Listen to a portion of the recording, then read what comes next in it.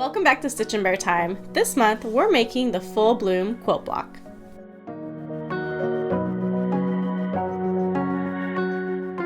My name is Leslie and we are at month 5 in the My Little Adventure Quilt Sew Along. You can grab this block pattern for free at stitchandbeartime.com for May 2025.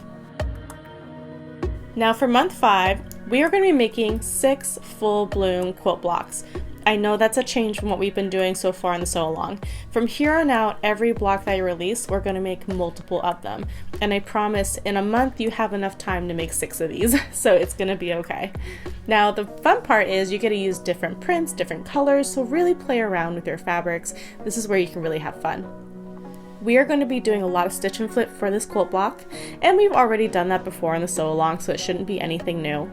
Just make sure that all of your stitch and flip is coming out accurate and that you are trimming down when needed or remaking it if it came out too small. So just keep that in mind, it should be accurate. And you're going to see that I'm doing a lot of mirroring. So when we do something for the left side of the flower, we're going to mirror that on the right side of the flower. And so just keep an eye out for those angles. Make sure it makes sense before you do any kind of sewing, cutting, because you don't want to have to recut fabric in case you make a mistake.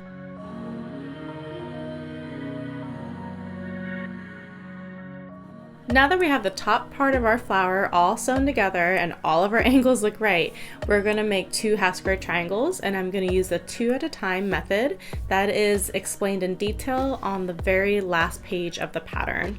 And don't forget to trim them down, very important. So now we're going to sew together our stem, and I am going to press everything to the side here.